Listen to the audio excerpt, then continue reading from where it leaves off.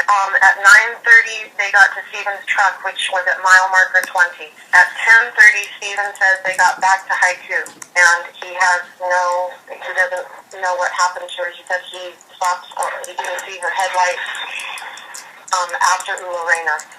That 11 o'clock ping from her cell phone that came from Kenai Peninsula, and that was the last ping we got. His car was left out at this mile marker, and he somehow made it back to his residence where he called Charlie and asked her to drive him back out. All of my daughters have tried the iPhone search, and it's saying that her cell phone's not online, but it is still ringing. MTV told me the day before yesterday that they had contacted AT&T and that they were trying to get their permission to triangulate her location, or the phone's location.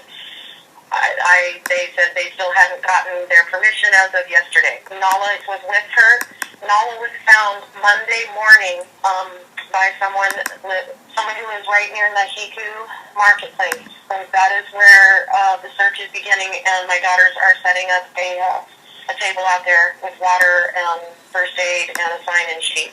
I know you said there's search dogs going out today, so you're not going to bring Nala. Do you think Nala could help at any point with the search effort? Because I wouldn't mind trying it. I just didn't think that she should go out with other dogs searching right now.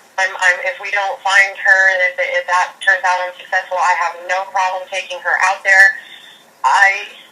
To be very honest, I don't think Nala would have left a conscious Charlie.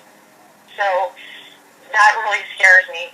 That possibly Charlie pulled over to let Nala Shishi, and maybe Nala went someplace and Charlie, turned around heading back to try and find her. We just don't know the information we've got. If he saw her headlights, which are very distinguishable because of the skull on the front, which has two light-up eyeballs, if he says he lost those headlights at Ulareina, it would be extremely strange for Nala to end up all the way at Nahiku Marketplace from there. That's a long trek, and Nala had no injuries on her. She's not dirty. It kind of doesn't make sense. Okay.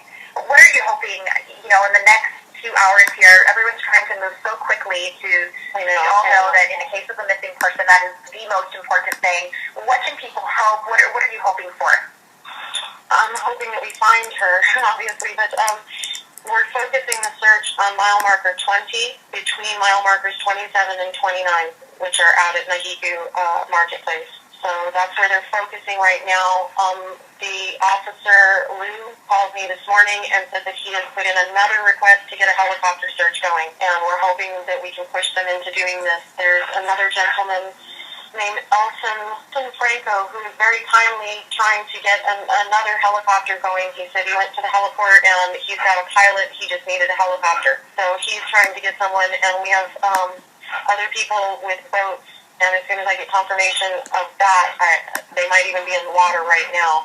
So if we get somebody in the water along the coastline with binoculars looking, then hopefully we would be able to see her car.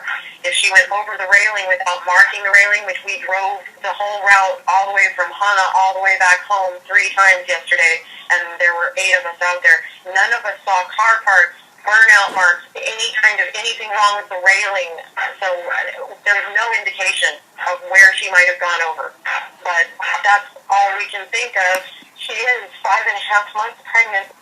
Her keeping me together right now is that there's all of these people with their hands out and arms ready and legs ready to move. And I'm extremely grateful. And with as many people out there looking, we have to have found her. We have to find her. At 8:30, Charlie picked up Stephen. At 9:30, they got to Stephen's truck, which was at mile marker 20. At 10:30, Stephen says they got back to Haiku, and he doesn't know what happened to her. He said he stopped, he didn't see her headlights after Ulareina. That 11 o'clock ping from her cell phone that came from Kenai Peninsula, and that was the last ping we got. His car was left out at this mile marker, and he somehow made it back to his residence where he called